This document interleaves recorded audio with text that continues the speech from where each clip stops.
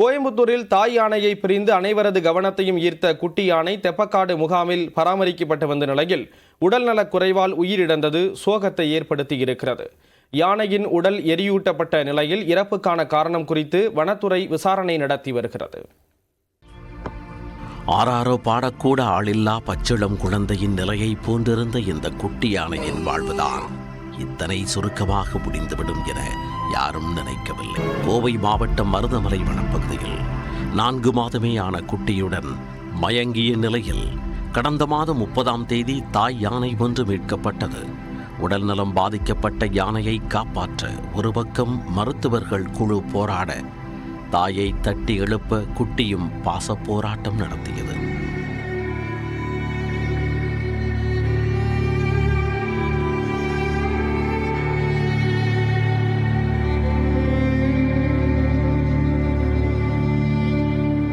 மருத்துவர்களின் தொடர் சிகிச்சையால் தாய் யானை தேறி மீண்டு வந்தாலும் திடீரென காணாமல் போன குட்டியை மீட்டு தாயுடன் வனத்துறையினர் சேர்த்து வைத்தாலும் ஏனோ சேர்த்து கொள்ள மறுத்ததுதான் புரியாத புதிரானது.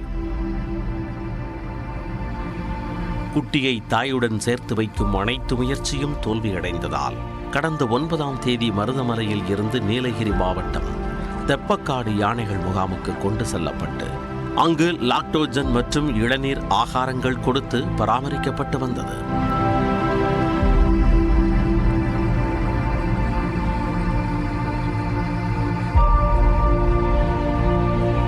இந்த நிலையில்தான் தாயை பிரிந்த யானைக்குட்டி உடல்நலம் சரியில்லாமல் பாதிக்கப்பட்டது. குட்டிக்கு தொடர்ந்து சிகிச்சை அளித்து வந்த நிலையில் இரவு 8:45 மணி அளவில் உயிரிழந்ததாக வனத்துறை தெரிவித்துள்ளது.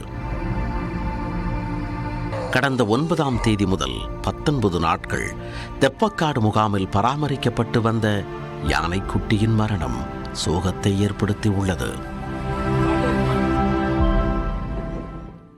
இதனிடையே குட்டி யானையின் குடலில் அதிக இடங்களில் புண் இருந்தது என்றும் இதன் காரணமாக உடல் பலவீனமாகி இறந்திருக்கலாம் என்றும் பிரேத பரிசோதனையின் முதற்கட்ட ஆய்வில் தெரிய வந்துள்ளதாக வனத்துறையினர் தெரிவித்திருக்கிறார்கள்.